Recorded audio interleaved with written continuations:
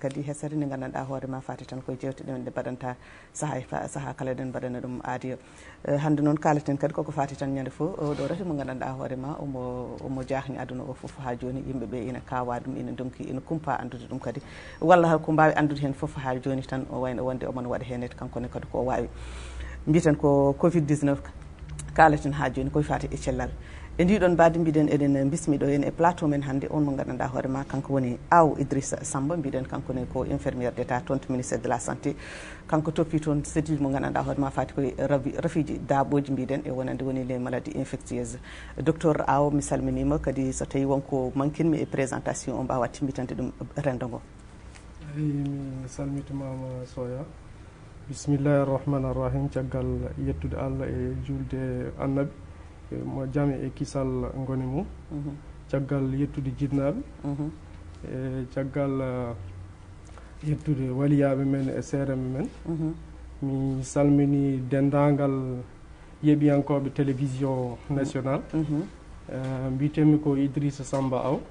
Je suis infirmier d'état, komi infirmier d'état. Liggotomi ko ministère de la santé, gonmi ko service ene wiye service de lutte contre la tuberculose et la lèpre. Service o woni koye direction des maladies transmissibles. On direction woni koye direction générale de la santé. Mi salminima, mi jaarima an e dendagal personnel uji télévision national caggal nde bismiɗon kam e plateau télévision national. A jarama tigui Allah jarama, a jarama seydi Aw. Sikki ala bandiraɓe on paami tigui on mo bismimi ɗo henne hannde ne tawno mbiɗen wonde kaleten koye rafiji e akhiru zaman walla rafiji gandanɗa hoore ma ina wonda hannde ha tengte covid 19 gondiɗen hannde mo gandanɗa hoore ma enen e leydi men en sikki ala goto emen foof ñande foof eɗen daña enen nana hen ko gandanɗa hoore ma ina ɓeydo hulɓinde rendo ngo, ina ɓeydo faynude rendo ngo ne tawno e wonande mbiɗen koye deuxiéme vague o eɗen gandi Aw Idrissa wonko heewi ko gandanɗa hoore ma o waɗi henete walla wonko heewi ko gandanɗa hoore ma par rapport ene naniranno ɗen premiére vague o ne nanirna ɗum ni deuxiéme vague ne wayno wonde wonko gandanɗa ko heewi ko gandanɗa hoore ma omo hulɓini hen yimɓeɓe saabu hay sen kettima en teskima en jii hay ko wiyete ko maayi e nder ñalawma ɓuuri hewde eko wiyete ko maayi nden e premiére vague o ɗo nete ɗum ɗon kadi ko hunde gandanɗa hoore ma rendo ngon foti teskade ɗum no fewi hay so tawi eɗen mbiya ko tata ko nayyi eɗen gandi enen e leydi men wonani taw hay son goodi ko million ngaji nayyi so tawi ñande foof eɗen mbiya neɗɗo goto maayi hen wemɓe ɗiɗo maayi hen yimɓe tata maayi hen nayo maayi hen ɗum ɗon wona seeɗa wona hunde gandanɗa hoore ma yimɓe en poti wattude hen hakkillaji no fewi an tade mbiɗen e wonde gonɗon kadi koye oɗon jogui witto mo mbaɗa toon ko fati rafi biteɗo tuberculose o te tuberculose kala kalɗo ɗum eɗen gandi ko rafiji gandanɗa hoore ma duumiɗi eɗen jogui maale ɗe gandanɗa hoore ma onon e wittoji moon oɗon gandi eɗen goɗɗindirani e rafiji gandanɗa hoore ma woni coronavirus. Holko mbawɗa haalande min e witto mo mbaɗa toon ko e haare ngo mbaɗa toon ko fati coronavirus hande ɗo ene e nder Mauritanie haade men witto seeɗa mo mbaɗa naten hen tan après min mbaɗa seeɗa gandinen yimɓeɓe holko woni covid 19 e hol maale mum e holno ardata e hol balɗe ɗum waɗata neɗɗo ha wawa feñde neɗɗo anda no wondi hen walla wondani hen saabu ko siftinde rendo ngo tan ñande foof. Mi nani haalama witto momin mbaɗat ngo ko witto ko fate e tuberculose e coronavirus woni TB covid 19. TB covid 19 ngoɗon witto jogui ardi ɗum ko docteur Aw Boubacar ene wonde docteur Kane El Hadj Malick ko kamɓe fondi dossier o mais avec l'appui de l'OMS woni organisation mondiale de la santé. Wona ɗo tan e Mauritanie ko partout dans la sous-région koyno Sénégal en Mali en Niger en e leyɗele goɗɗe e goɗɗe. Objectif witto ngo fandare witto ngo ko yiilade par ce que eɗen teski gila rafi o ari yimɓe ne jogui kulhuli yettade nokkuji cafroɗɗi. Ewo wi que tuberculose et corona o ene jogui ko wiyete des symptômes commun ko wayno maale nandude ko wayno pawgal en la fièvre ko wayno tampere en woni fatigue ko wayno ɗojjo en la toux. ɗeɗo gueɗe tati eɗe tawe e neɗɗo gonduɗo e tuberculose eɗe tawe kadi e neɗɗo e gonduɗo e corona. ew comme yimɓe natti addude koyemumen mbiɗa ɗojje mi yahata dispensaire mbiɗa isla mi yahata dispensaire mbiɗa fangu mi yahata dispensaire somi yeehi wiite corona gonɗum ne wawi tawana corona gonɗa ne wawi taw ko tuberculose gonɗa fandare wittugo noon ko yiiloyade ɓeɗo yimɓe wonduɓe tuberculose woto corona o hadde ɓe safrade tawa eɓe gonde tuberculose mabɓe ɓe ɓeydo tampindeɓe minen noon min mbaɗi ndeɗo fedde nde mbimami ɗo nde e min formiga des relais communautaire e minen ko amen emin keewi seeɗa yiiloyade ɓeɗon au niveau communautaire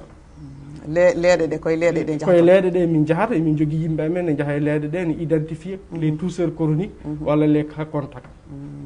par exemple aɗa wurde neɗɗo gonduɗo e tuberculose min gadduma aɗa ɗojjo juutmo ɗojjo fodde balɗe 14 walla 15 ko ɓuuri min gadduma e consultation noon foof ko gratuit a yoɓata haydara emin jogui radio ngo ko radio mobile radio ngo ni ko min hooram waɗata radio ngo ko min hooram waɗata radio ngo ewa son teskima jomum wonti hen gaddon ɗum ƴetton ɗum gratuit tefron ɗum mbaɗon ɗum radio gratuit min gadda ɗum to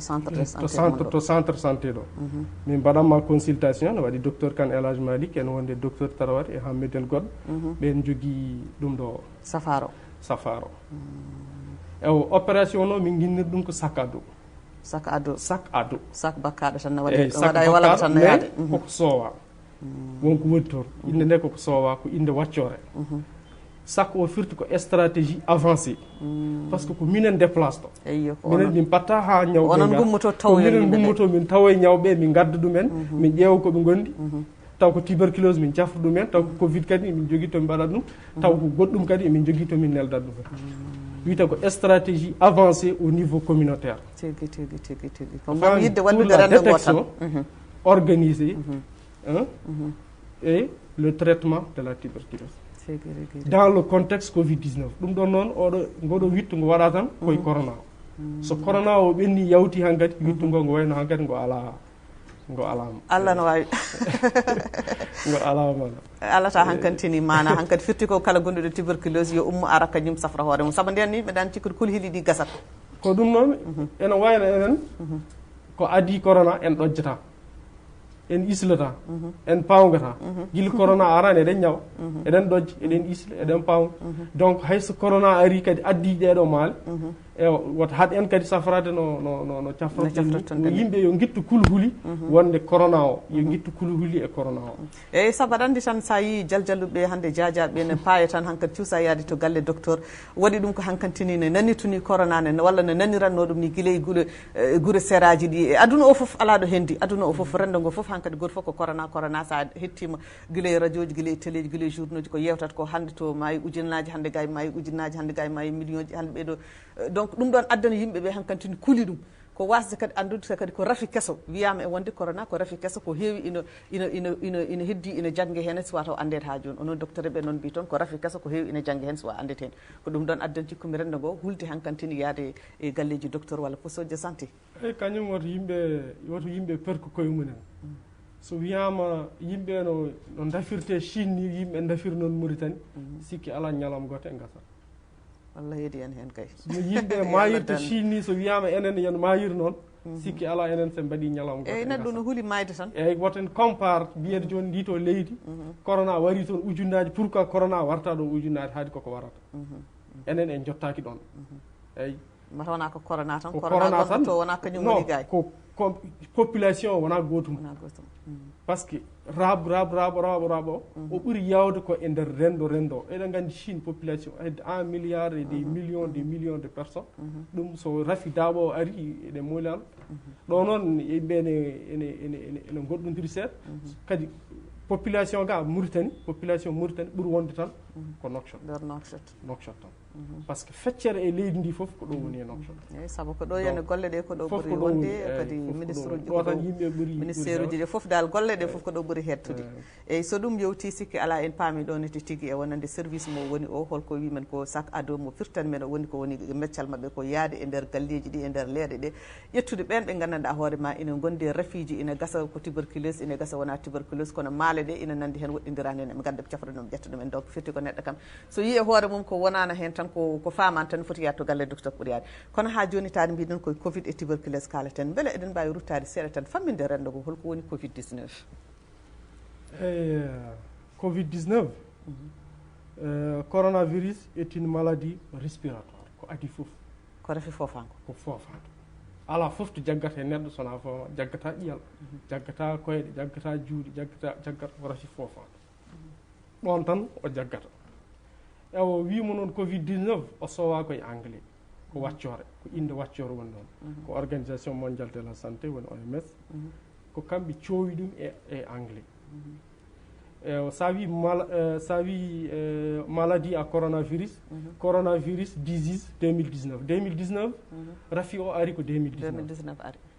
ewo covid o itta koye corona o ewo v o ko virus o d o ko disease o woni maladie en anglais ewo woni 19 o woni sappo e jeenayo sappo e jeenayo hitande ujunnaji ɗiɗi sappo e jeenayo hitande ujunnaji ɗiɗi sappo e jeenayo ko nden o feeñi ɗum woni covid 19 ɓe coowimo ɓe goppi ɓe kettinimo inde kono kanko rafi kanko hoore makko o wiyete tan ko coronavirus covid 19 o koɓe way tan koɓe rendin ɓe guittoto alcoolal ɓe guittoga alcoolal ɓe ndendina ɓe way kono mbiyen VIH ni voilà ɓe guittoto ɓe guittoga ɓe ndendina ɗum ɓe kettani ɗum inde ko ɗum woni covid 19 maale ɓurɗi tengtude hen walla ha joni aɗa jogui kamɓe kadi mbiɗa jogui par ce que covid 19 o so tawi mboros o naatema an neɗɗo collunoɗo omo wondano hen aɗa wawi wadde balɗe 5 balɗe 6 ɗon ha balɗe 14 après rafi o feeñayma feeña e ɓandu ma ɗum woni koɓe mbiyata la durée d' incubation ene waɗi hen woɓɓe ɓe développeta rafi o kono o naatata no nuɗɗino kono ittata on eɓe daaɓa ittata jomum naraɓa kono jomum feññinani rafi o sellani ne selli walla so yiyama physiquement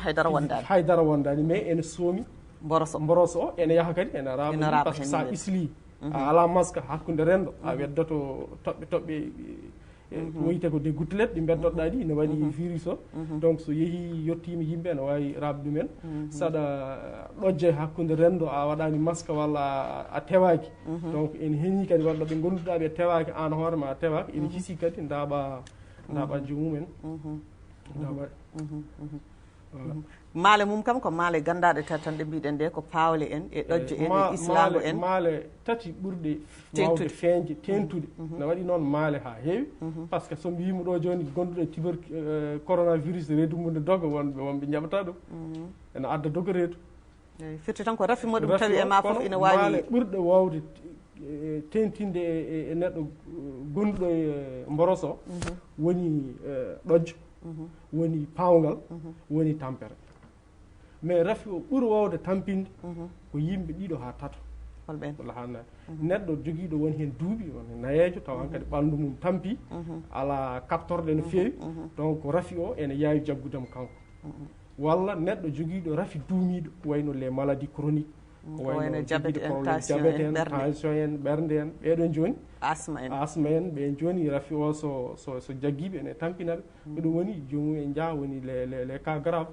jaa jomum jogo probléme fofante wayno les difficultés respiratoires no wonno mbiɗen rafi o ko rafi fofago ni ɓuuri wawi jaggude voilà jomum koma hospitalisé walle no foofiri wallite no foofiri ko wayno ko wiyete ko ɓe jogui des bouteilles d' oxygène voilà oxygénothérapie donc il faut hospitaliser ɗa ko ɗum woni les cas hospitalisé ɓeɗo yimɓe ɓuuri wawde tampude e corona e wonde sukaɓe ɗon dinnoɗen yiide ni saabu tiggu ha duuɓi 17 ene gonda hen ɓe noon ina gonda hen hedde 79% ene gonda hen taw développani rafi o taw peññinani rafi o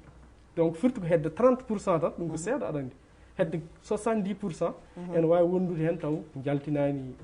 rafi o kono hatta ene daaɓa taw no gondi hen peññinani rafi o kono ene daaɓa ɓeɗon kadi fof poti ko rentede poti ko renede ɗum sukaɓe guila ɗe jibina ɗo ene mbawi wondude hen waddene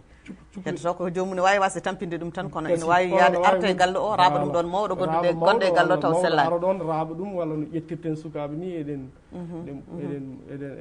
aɗa urno ɗum walla ɗum ɗo ɗum ɗon foof kadi kono en ji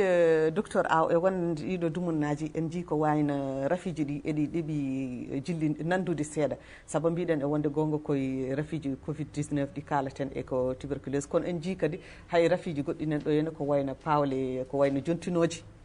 en ji te maale mum woɗɗodirani e maale ɗe to kadi ha joni ko wayno grippe dengue mo mbiyeten o hannde nen ɗo henna yaaji wuuro ngo yimɓe hewɓe ne gondi hen walla ni ene gasa cikkat ko ɗum gondi taw ko coronavirus gondi an joni so tawi aɗa joguino joni kaɗa haalana rendo ko holko mbawta wiide ɓeɗo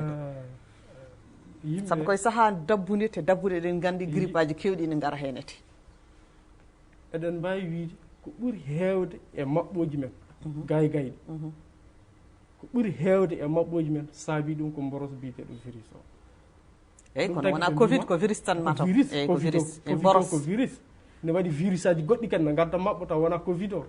mais covid o mataw serndimo e keddiɗi ɗi tan ko banggue rabgol ngol ko banggue tampingol ngol kanko omo yaawi tampinde omo yaawi rabde o jiida e keddiɗi ene eɗen gandi nden mabbo o ene yaawi rabde sa maɓɓama ɗo somi yare sa salmini neɗɗo tan sa salmini neɗɗo a heeɓi mabɓo a heeɓi araɓi ɗum somi yare kas a yeeri hen a heeɓi mabɓo ɗum foof saabi ɗum ɓuuri hen hewde e maɓɓoji men mbimami saabi ɗum ko boros biyeteɗo virus o hay somo wona corona o donc corona o to ferku yimɓe corona o ko maɓɓoto heddi noon ko maɓɓo musku par ce que ne yaaha ha watti warde neɗɗo ɗum furti ko jiidani e maɓɓoji ɗi gadoɗen ɗi ganduɗen ɗi ganduɗen ɗi a waɗat ɗo lipton ma e limon ma jara sa yari dolipat a serti hen jiidane oɗo kono corona o wata hay goto perken hen ko maɓɓota ko maɓɓata nde ɓe mbiyatni kono kadi ko maɓɓo kam poɗɗo safrede poɗɗo rentede no fewi poɗɗo safrede kadi poɗɗo safrede saabu no mbiruɗa ni maɓɓa hannde aɗa yiya neɗɗo no wondi e maɓɓa wasa yadde docteur wasa yardini leɗɗe kono ƴetta leɗɗe men ɓoyɗe ɗe gadoraɗe ɗe ko wayno ko wuuli en wona wiide yo ƴettu ko wuuli yo waɗɗum yo wattuni ha sella wasa yaade walla mbade wasa hayso sellani kam rafi o kam majja e mum kono ko covid o eɗen mbawi wiide wonde ɗum ɗon wawata yaade noon covid o ene yaaha waɗa noon aɗa wawi wadde covid ma ha gayna taw a yarani leggal a yahani dispensaire a yahani haytan ɗum fawi koye kaftorde fawi koye no yimɓe mbadi walla no ɓalli mbadi neɗɗo no wawi wadde covid mum ha sella tawa haydara o yahani o hospitalisaka o yahani hay nokku kono ittata o raaɓi yimɓe ittata o raaɓi yimɓe enen joni ko ɗum woni caɗele men tan ko raɓo raɓo tan woni caɗele men eyyi il faut yimɓe noon ndento respecte ɗum ɗoji ɗi consigne aji walla mesure aji mbaɗaɗi ɗi foof yimɓe respecte par ce que sa rentima ma his kisna galle ma kisna bande sa rentima ma his kisna jaadiɗo ma kisna gollidiɗo ma par ce que onon joni ɗo no gondirɗon ni so oɓe rentaki oto renta an sa ari o raaɓete walla ndaɓam donc sen gondi eɗen liggoto go fof e rento banggue mum beele goɗɗo go fof ne hisna goɗɗo o so tawi tan rafi o ko an tan jaggat ko an tawi ma tan haɗata ɗum ala caɗele kono kala nde joguiɗa rafi o a nawama nokku goɗɗo sa rentaki a nawama nokku goɗɗo ɗum tagui wiye yimɓe ndentu par ce que a wawa andude aɗa wondi hen walla a wondani hen tant que a yahani mbaɗɗa test eyyi waɗi ɗum yi rendo ngo kadi ɓeydi ɗum hulɓinde test o e foof hay so neɗɗo maayi wiyama kadi ko covid joni hankkantine hunde nde arti yimɓeɓe kuuli goto fof wiyata ko so neɗɗo ñawi so yeehi docteur wiyete so yeehi galle docteur wiyete ko covid wondi sa maayi so jeehi wiye ko covid wondi ɗum ɗon addani hankkadi jibre e yimɓeɓe hankkantine kultini yatta docteur ɓe kulti yatta surtout to onon wonɓe poste de santé ko way noon hankkadi kulti hay yettade mum ɗum no mbirumami nani ni tan ɗum fotani hulɓinde yimɓe wona mi wima neɗɗo ne wawi wondude rafi o taw o développani maladie o donc so tawi wondi omo jogui rafi goɗɗo warimo omo wonduno e corona o yeehi o waɗama test o tawama omo wondi hen firti komo wondi hen so neɗɗo wondani hen wattaki test wiye no wondi hen taw wondani hen no siiri alhamdulillah siftinde hen bandiraɓe wonde bismineɗen ɗo henna ko docteur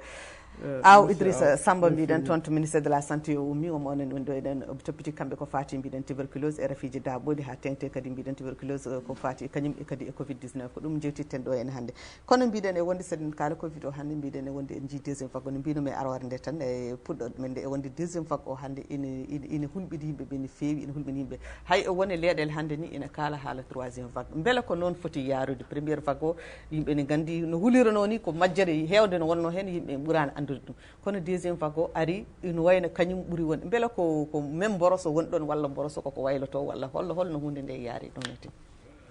ko mboroso o tan woni noon ko mboroso tan woni ɗon guille premiére vague o ari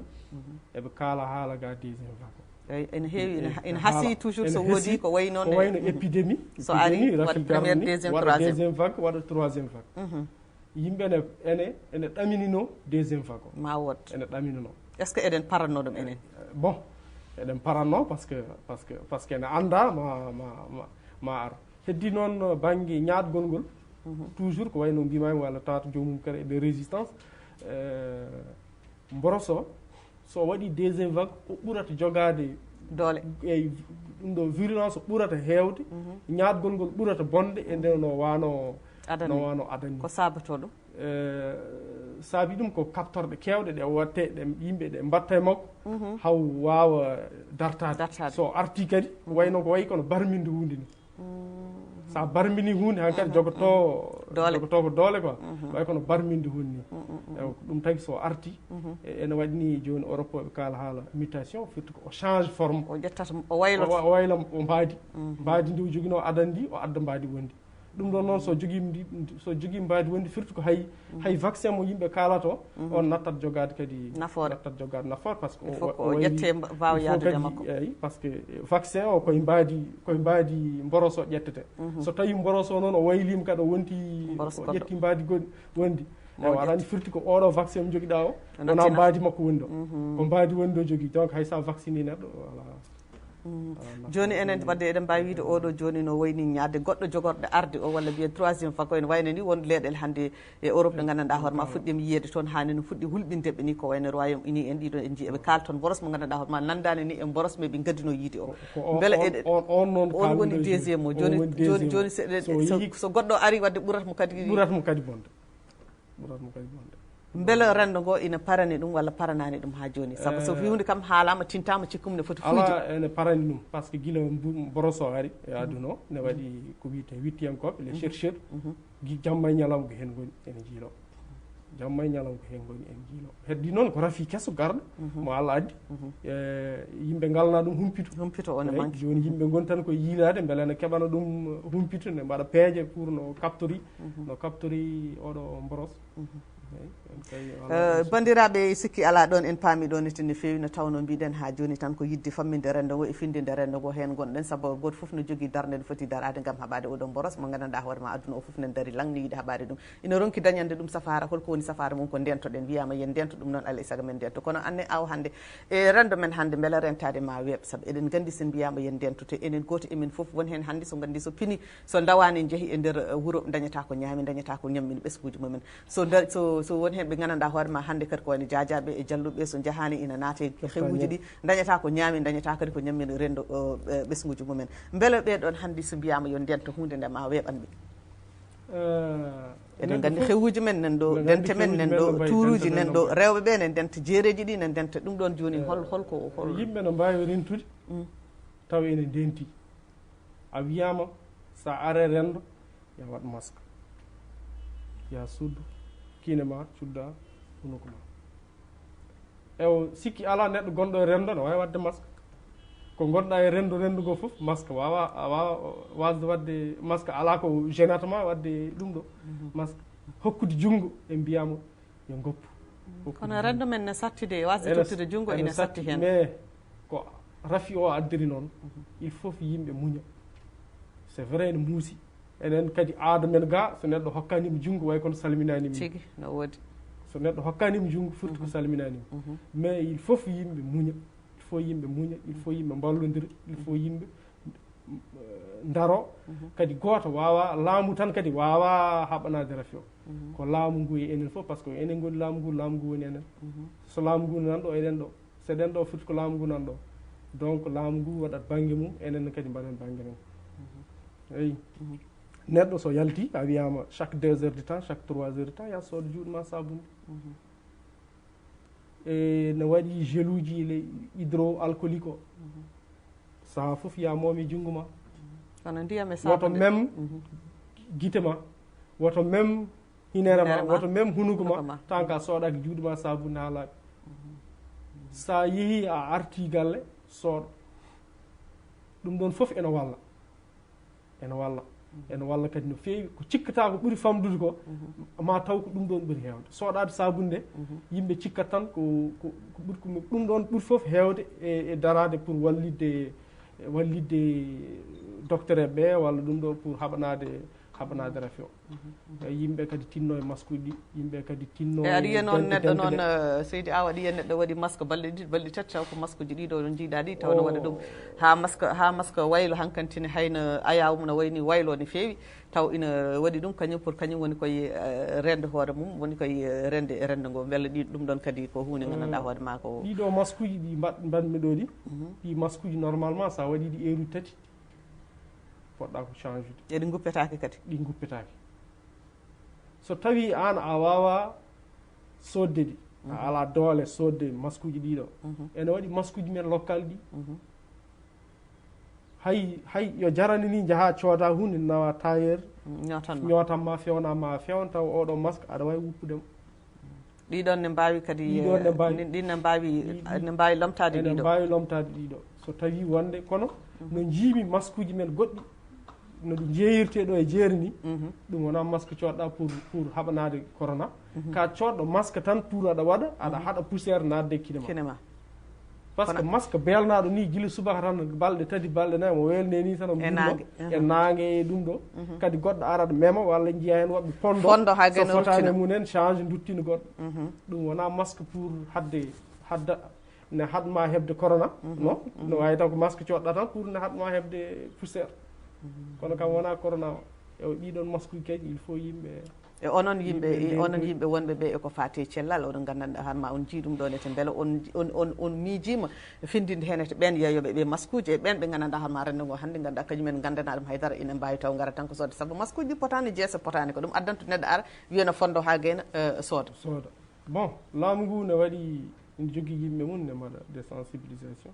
hirjinoji pour findinde yimɓe ngal ɗon banggal ene waɗi kadi des ONG international nan ɗo kadi ne mbaɗa ɗum ene waɗi kadi ɗum ɗo des associations des organisations pelle sukaɓe less ɗo sukaɓe ene mbaɗa ɗum e ɗo e ɗum ɗo pour findinde yimɓe banggal masque uji ɗi mbiɗa andi kam yimɓe kam pamminama kalnama heddi ko noon hono mbiɗa ni tan yimɓe ene tiiɗi koye seeɗa kono wona yimɓe fof mbawi wadde masque won hen mbaɗata ko kaalaji mumen beele ɗum ɗon kadi ne wawi lomtade masque uji ɗi wona no wawi lomtade masque e kaala no wawi lomtade ene wawi lomtade tigui ɗon ete famdima no fewi ha joni tan tade ko e rendo men kalaten kadi mbiɗen ko rentade nde ko hunde fodde wonde saabu galle foof hande ina waɗi mawɗo te neɗɗo so yalti ñaagui Allah ko so ari wasa addude ɗon ete rafite eɗen kewi yiide yimɓe ɓe gandanɗa hoorema hande rafiji ɗi en tampinde men e nder rendo men eɗen gandi ko neɗɗo waɗi masque foof so jooɗima e lahal alay saago ma itta masque ma te en ngala doole wawde wiide goto foof yo ñaaw banggue mum walla goto foof yo ƴettu lahal mum banggue wawa ñamde hen ne tawno rafi o koko ari oɗon banggue sikki ala ko toɓɓere nde kalɗa ɓurde wonde important e toɓɓe ɗe puɗɗen haalde foof sikki ala no mbiɗa ni doole ngala pour wonde neɗɗo foof ñaama banggue mum mais ko enen gondi galle an so tawi sa yalti galle o aɗa tewi min somi yalti mbiɗa tewi mbiɗa reeni eyyi sikki ala somi arti galle kadi mi renat kadi wonɓe galle men so tawi noon min somi yalti galle mi wondaka mi watta masque mi sottako mi tewaki tan haydara sikki ala somi heeɓi toon rafi o tan mi addanat wonɓe galle ɓe ɗum ɗo noon waajete ko yimɓe wonɓe galle ɓe kala jaltuɗo yo tewo kala jaltuɗo yo reeno rafi o ene woodi rafi o wona cakan rafi o wona fijirde an ko uddi aduna foof no woruno aɗani ɗum wona fijirde ko uddi aduna wona fijirde ko hunde wonde donc sa yalti tewo sa yalti reeno sa yalti a reenima tewima eyyi sikki ala ma reen wonɓe tawoytaɓe e ɓornugal men e tufameje banggue rabgol ngol wona corona tan eyyi mbiɗa andi kono enen kam enen hande ɗum e ɗiɗon foof ne daaba kono yimɓeɓe hankanti ɗin foof ɓurano tewade ɗum jejjiti ɗum hande ne tawno kono mbiɗen ni oɗo ko rafi kesso omo humpi yimɓeɓe omo humpi kadi windere nde omo humpi docteur eɓe omo humpi winti yakkoɓe ha joni koye wittoji wona yitanaka taw are corona ɓuuri mi are hépatite hande to gommi ɗo mi wonda e corona ɓuuri mi wonda e hépatite eyyi ɗum ko an aɗa andi ɗum aɗa humpiti ɗum aɗa andi kadi hépatite ne waɗata aɗa andi kono neɗɗo mo gandanɗa hoore ma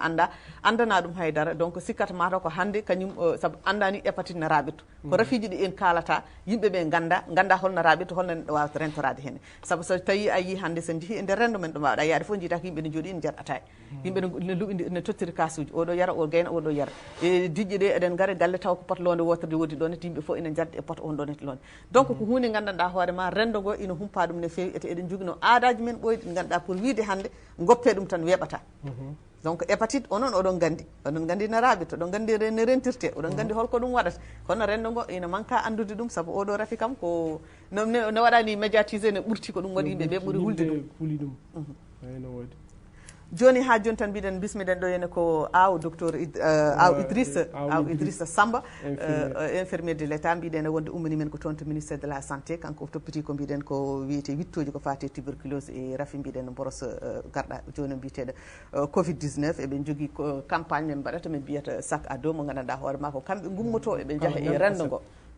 kala ñande aset ko aset foof wona ñande foof kono jinnomi ko duttoɗen e campagne o seeɗa beela campagne oɗon ko nder Nouakchott tan walla ko Mauritanie foof no hawridino oɗon waɗi hen oɗon jogui yimɓe moon wonanɓe moon toon de relais gandanɗa hoore ma même campagne mo mbattonto e mbaɗɗum kamɓene toon ne tawno hande covid o woppani wona ɗo tan tuberculose wona ɗo tan rafiji ɗi wona e nder Nouakchott tan beela oɗon décentralise oɗon campagne yidde amen wonno ko pour wadde leydi ndi foof mais wonnoon doole gaccani min ngala doole budget mo min jogui o rokkani pour yaltinde mon eyyi komin jogui ɗo ko wawi tan wadde ko Nouakchott hay ɗum budget o ko projet étude o witto ngo ko pour lebbi nayyi tan ko pour lebbi nayyi ewo emin jinno kam ɗo ha yesso guila ma no puɗɗi ɗon hen min puɗɗi ko octobre koye octobre emin jinno fuɗɗade guila mars kila nde o fuɗɗi nde mais hawre aɗa andi procédure uji ɗum ɗo les procédure la ne leeli seeɗa ewo min keɓoy fuɗɗade ko hedde octobre min puɗɗi mais ko hen tan min goni ko hen wona min goni tan ko yiilade doole pour yaltude l' intérieur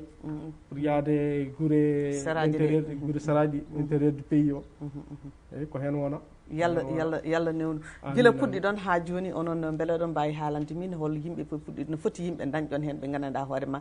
ina gondi e covid ina gondi e ko no wiyeteno tuberculose walla gonde tuberculose gondani e covid nde tawno ko maale ɗe onon détecte toon mbawon addude jomum ƴewon taw no gondi hen beele ɗon jogui chiffre uji ɗi gandanɗa hoore ma on jiiɗum ne gandi hen et walla bon min keɓani taw yimɓe wonduɓe e covid mais kam min keeɓi yimɓe wonduɓe e tuberculose min keeɓi yimɓe yonɓe wonduɓe e tuberculose saabu komin puɗɗi ko faade hannde min keeɓi hedde temedere fawde neɗɗo momin mbaɗan ɗum ɗum ɗo consultation plus radio e crache à barre so tawi wonde jomum ne nécessité wadde de crache à barre waɗa ew so tawi jomum sohlani wadde jarani kara waɗa par ce que min ƴeewat les signes cliniques e maale ɗe e plus radio ngo mbaɗɗa ngo e min ƴeewa est ce que aɗa foti wadde analyse kakte walla taw a fotani wadde analyse kakte mais kam tuberculose min keeɓi mais ɗon joni komin yiiliɓe ɓe min jiitiɓe so min jiiloyno kadi ne wawi kadi ko yimɓe raaɓoɓe ɓe jahat kadi ɓe raaɓa yimɓe woɓɓe tuberculose ne foti balɗe raɓata so heeɓi neɗɗo o tuberculose so sa développima balɗe sappo e joyyi eko fawi balɗe sappo e joyyi eko fawi ɗo rafi o feeñama ɗo ene raaɓa ha cafrɗo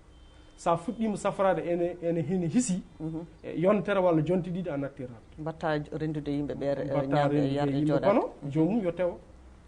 hay saɗa rende yimɓe tewo jogo masque ma walla jogoɗa kaala ma walla saɗa ɗojja banggue walla saɗa isla banggue mbasa islude rendo par ce que sa isli aɗa weddo ko wiyete les bacilles sa isli des milliers bacilles jaltata e hunduko ma caro ɗum ko gonduɗe tuberculose ew sa ɗojji kadi kesali ko noon saɗa haala kadi tutaɗen jalta e hunduko ma ko noon ɗum ɗon tagui neɗɗo gondude hen yo tewo tan hande selli foof kono hatta foof jomum so heeɓi wona hen nokku nattat radde kono yo neɗɗo renta tan an ma wondani hen o tewoɗa kanko gonduɗo hen o tewo so wonti aɗa andi kay so tawi aɗa andi non minen neɗɗo wondata e rafi daaɓo o min goppirma noon eyyi so tawi on jii ha on gandi joomum so tawi comme no mbaɗɗon ni jaaɗon ganduɗon kono so tawi joomum anda ene wondi e rendo anda mais so joomum yeehi ha andi min kalan ɗum aɗa wonde tuberculose o ko daaɓo o ewo min ƴettat yimɓe heddiɓe e galle ɓe fof min ƴeewa est ce que ala joguiɗo hen maale gonduɗo e tuberculose joguiɗo maale gonduɗo e tuberculose nawe nokku min ƴetta mbaɗa prélèvement ɗe ɗum ɗo ɗum woni kaktew ɗe crachat bar waɗe analyse so tawi jomum ene wondi hen a safre so tawi jomum wondani hen min conseil ma gokkeɗa waaju ndentoriɗa saabu mo gonduɗa o ko daaɓowo e Allah waɗi an o raɓanima ha heeɓi oɗo nokku renta kadi guila o raɓanima joni en kaali mbiɗen e wonde maale mum e maale ɗe ga e woɗɗodirani kono beele meɗum keɓata ɓe kadi ko yimɓe ɓen ɗon tan ɓuuri wade kadi heɓtede ga hen eko fati covid 19 beele ko yimɓe wonduɓe rafiji duumiɗi walla ko yimɓe ɓe gandanɗa hoorema doole mumen ngala kaptorɗe ɗum ɗon ene keewi rafiji walla ene tampi walla ɗum ɗo hol tuberculose hol yimɓe ɓeɗum ɓuuri wawde heɓtade ga eɗen gandi ko yimɓe wonduɓe maladie chronique yimɓe gandanɗa hoorema ene jogui won hen ete caɗele ko wayno fofam ko wayno asma ko wayno becce ko wayno ɗum ɗon ɓen ɓuuri wawde heɓtade walla yimɓe mawɓe duuɓi beele tuberculose tan ko noon walla wona noon les personnes vulnérables pour développer maladie tuberculose woni ene hen hunde e yimɓe joguiɓe rafiji duumiɗi ko wayno les maladies chroniques diabétique ne heewi ko wondata e tuberculose ala défense systéme immunitaire makko kaptorɗe ɓandu mum ɓandu makko koko gusti doole mum ne usti donc ene hiisi oɗo o reene guila o heɓani tuberculose neɗɗo gonduɗo e weyi hasida ene haasi kadi no ko wonata haasi kadi o kaptorɗe ɓandu mum natti kaptorɗe ɓandu makko koko natti koko gusti koko leefi ene hiisi kadi o waɗa tuberculose donc ɓeɗo cukalel toxel wondata hen cukalel toxel no wonda hen ene wonde jibdinede hen walla ne wawi abbitade ɗum tan ko question noon ha joni question tuberculose ɓuuri hen wawde yiyaka noon yiyaka kam cukalel ari ene jibdina e tuberculose yiyaka taw kono kam question o no woodi soit hebde réponse makko jaabugal mum soit yitede taw kono kam ko ɓuuri hen hewde tuberculose ko après la naissance tan koma joom caggal nde joomum jibina tan heɓat tuberculose te so saframa ina sella tuberculose ina sella kadi traitement mum no woni efficace médicament ji sa yari mbimami fodde balɗe 14 an hoorema ma yiitu e ɓanduma a change par ce que sa wondi hen a ñamata appétit ma yahata laaɓa a jogota ko envie ñamde ka kono so yeehi tan ha fuɗɗima ƴettude traitement o pendant 15 jours 1 mois ma santu ane ɓanduma aɗa ɓeydo aɗa ñaama aɗa yara aɗa change neɗɗo kam ne andi tan no wayi aɗa andi no mbanɗa sa change kadi aɗa andi no mbatuɗa donc traitement no woni efficace traitement o ko lebbi jeegom o yoɓata joomum yoɓata walla kañum fof ko gratuit minen ala fof traite safara men ko yoɓete hen ɗum koye covid o walla hayso covid o gasi ko gratuit wonata hayso covid o gasi minen tuberculose fof ko gratuit fof ko a roquette tan analyse o a yoɓata traitement o a yoɓata ene waɗi traitement yaroɓe fodde lebbi jeegom ene waɗi kadi fodde hitande ko wayno tuberculose osseuse mal de pot ɓen joni so gondi hen waylo tuberculose neuroménager so nangui hoore ko ɗaɗi hoore jagga eyyi on joni ko traitement mum ko hitande eyyi mal de pot kadi woni tuberculose osseuse on kadi ko hitande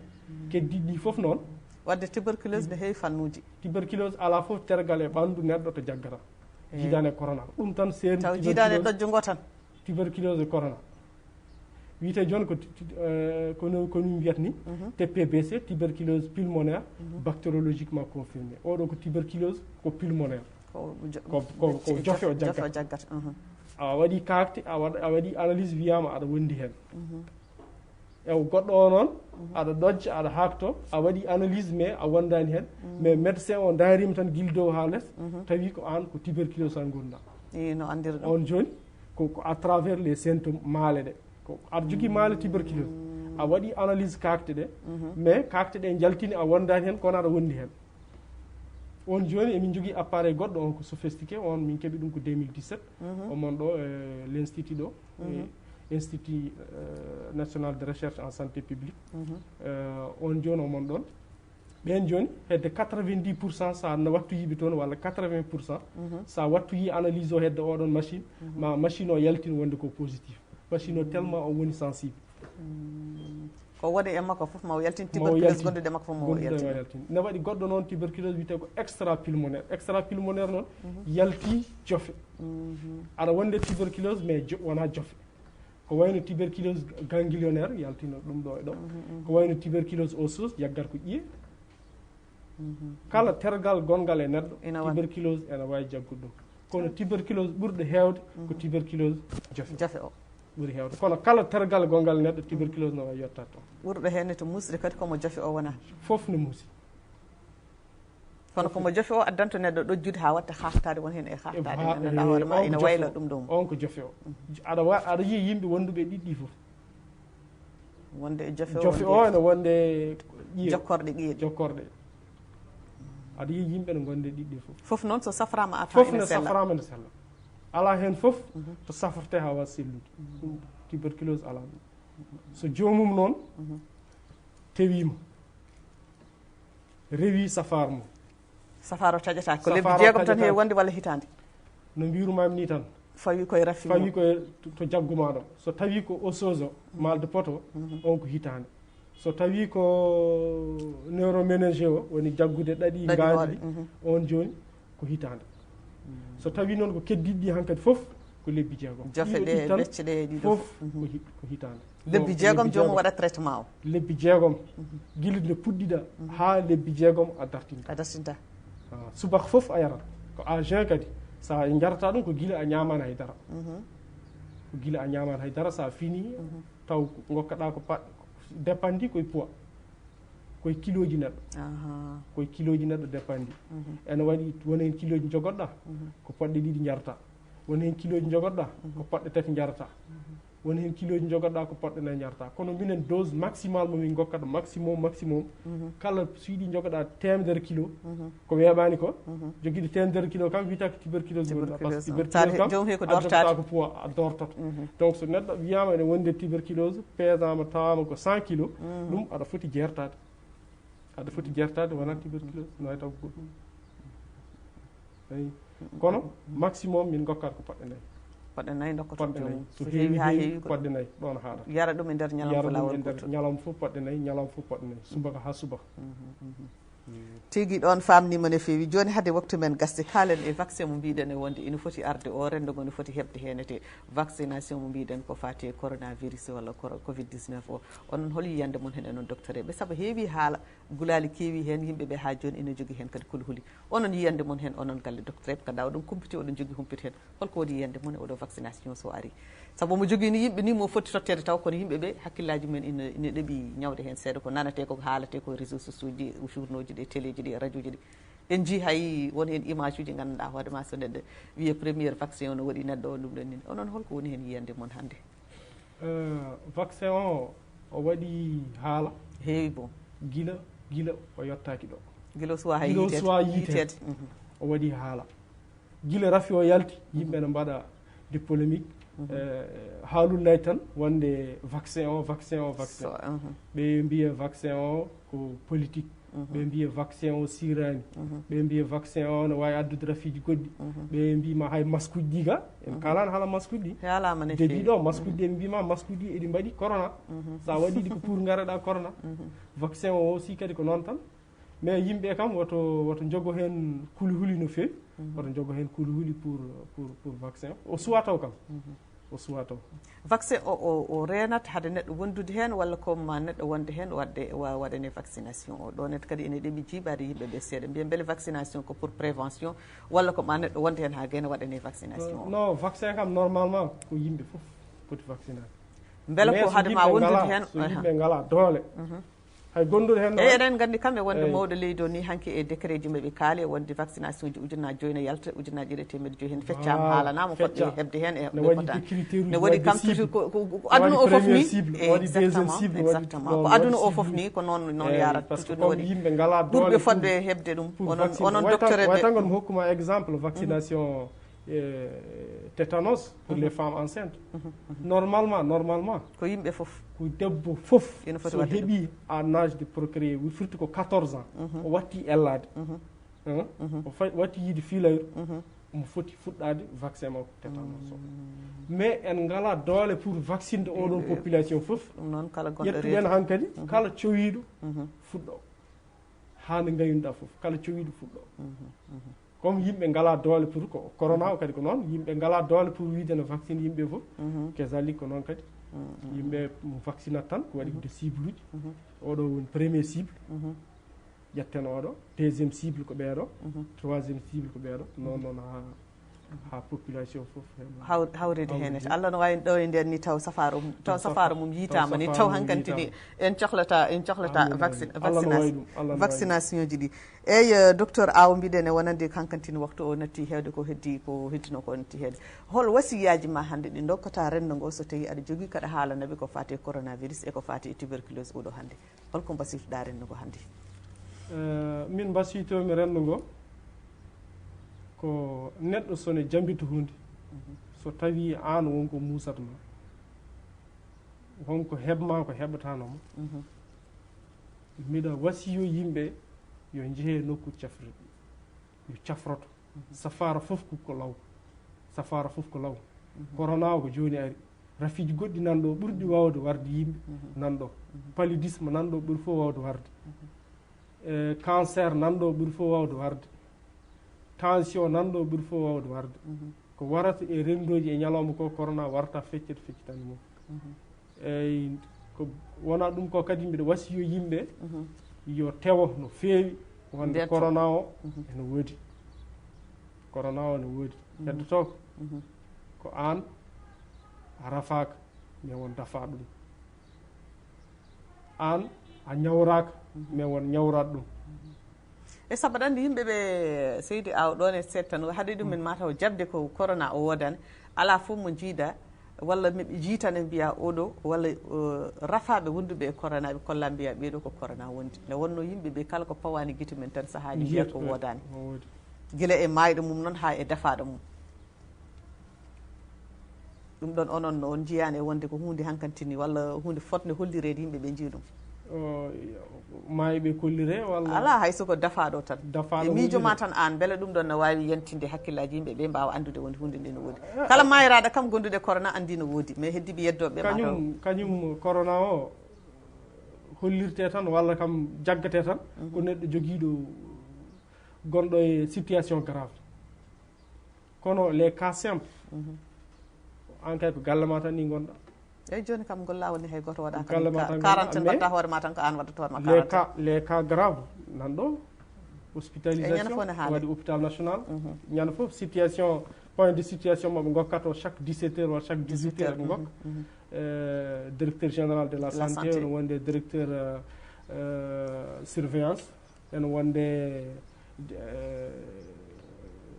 ɗum oɗo docteur Mariam Kebe ɓeɗo foof ne gokka situation kikiɗe foof ene gokka eyyi ɓeɗo joni so wodama ɓe gaddata oɗo situation eɓe kalan ɗum yimɓe par ce que ko yimɓe wodɓe ko yimɓe wonɓe sous traitement walla yimɓe surveillant ko ɓen ɓe gaddata eɓe kalan yimɓe joni konngol ma mo secrétaire mo mbiyata bandiraɓe mi salminiɓe oɗon jarlo oɗon jaafo oɗon ɗacca hakke mbiɗa andi kam ne waɗi perguite neɗɗo wawi wiide ala perguite so tawi wonko ñawi hen mbiɗa ñaago kadi yeɓiyankoɓe foof yaafuya e anne kadi mbiɗa jarnuma no feewi caggal nde bismiɗa kam e plateau moon télévision national eyyi mbiɗa salmina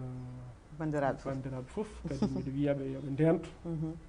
no feewi hunde no woodi yoɓe ustu dente ɗe yoɓe ustu dente ɗe yoɓe ballodire yimɓe debbo heen gorko heen cukalel heen mawɗo heen yimɓe goo fof yo daro baŋnge haqqe waawi darade ko fof yo daro to yo walliru to waawi wallirde ɗo mone fof kadi ne waawi wallude surtout école aji ɗin mbatta hakkille sukaaɓe kadi batte yo mbattu hakkille e sukaaɓe no feewi école mbiɗa anndi lendi normalement lendima repren inchallah so Allah jaɓi en kolli Allah ko rafimo Allah addi en kollimo ndew riwtanten oɗo rafi e dow jaam e inchallah amin wassalam a jarama docteur aw Idrissa Samba mbiɗen wonde an ummoneɗa min ko toon to ministére de la santé hannde mbiɗen mbaɗanoɗen ko yewtere ko fati projet mon mo battono walla wittu mon mo battono ko fati tuberculose e rafiiji gandanɗa hoorema rafiiji duumiɗe e ha tengte mbiɗen e coronavirus oɗo mo battono e campagne mo battono e ko batton hen ko foof a haaliniɗo e rende go kadi ko gandanɗa hoorema ko siftinde tan sikki ala goto fof ne andi hannde covid ne andi covid 19 kono ko yidde siftinde rende go tan ha wawa andinde ɗum e wonde hunde nde ina woodi ha joni ko heddi tan ko yimɓeɓe ndento goto fof ande wonde goto men fof ne jogui darde no foti darade saabu goto fof so yi hannde moma laamu daro wonɗo tolnotoɗa haade laamu tawdemo ɗon ko posma aɗato ene tindi ɗum noon alay saago goto fof ne foti darade darde mum ha timma lang saabu ko hunde ganduɗa enen fof eɗen poti rentude gonen neɗɗo goto kaɓoɗen ɗum saabu aduna o fof nen rentinen ha ɓo goto fof woƴa joni ko hoore mum goto fof woƴa ko nafata no daddnitto rende mum enenne kadi goƴeɗen koye men hannde yo Allah aynure ene tan Allah jarama Idrissa bandiraɓe ko ɗum ɗo min gaddanomon hannde e jeeto mon min mbaɗanta mon alhamis kala oɗo saaha so yonti alhamis garawo ko ceerno Cissé ara ɗo hen eɗen mbiya mayɓe ɗe e corona yallah yurmoɓe yafoɓe mo yaafo mayɓe julɓe kala waɗaɓe ɗo waɗno mayɓe malaɓe mbiɗen kadi ɓen ɓe gandanɗa hoorema eɓe cellani eɓe gonduno koye mboroso walla ko wawi warde ɓe foof mbiɗen e wonde ɓeɗen mbi yallah yurmoɓe yafoɓe ɓe cellani ɓe yallah hokku ɗumen aafiya haaɓe mbawa artude e ɓesguji mabɓe wonɓe caɗele en ittan ɗumen caɗele mumen so ɗum yewti mbiɗen e wonde ko école aji ɗi no guddita ɗo e altini enen jinnaɓe ɓe enen rewɓe wonɓe e galleji ɓe teskoɗen batten hakkillaji e sukaɓe ɓe no fewi ne tawno cukalel wawa rentade sana ko rentina sooɓe garti e galleji ɗi coɗen ɓe toppitoɗen ɓe comci mabɓe ɗi liren ɗumen nague ha yoro mbasen nannude ɗumen nder hen saabu galle foof hannde ene gasa ene waɗi mawɗo mo gandanɗa hoorema ene wondi hen e tension walla ene wondi e diabète walla ene wondi e asthme ɗum noon so yiɗa tan ko so jomum en garti yo mbawa rentade guila e mawɓeɓe hay sukaɓe foof yo ndento ko noon tan mbawaten wadde mbawen haɓade oɗo boros saabu boros o anni aduna o foof yo Allah hettan en tan hakkude tagore e tagore nde tawno ko tagore enen kadi ken tagaɓe ɗum noon yo Allah heedan en tan hakkude tagore e tagore ɗum noon min mbiya bandiraɓe wonanno men to ene to caméra to ene mbiɗen ko Mouhamed Lamine Wuli Mawlud wonanno men to sawtol to mbiɗen ko Naha Minta Ahmed wonanno men to réalisation to ene mbiɗen ko Fatmatou Bintou Souleymane wonanno mon ɗo to haalede ɗo ko Soya Wata alhamisa garaw so Allah jaaɓi ko Abdourahmane Cissé wonanta mon ɗo e yewtere nde ɗum noon ha alhamisa garaw inchallah wassalamu on jarama bandiraɓe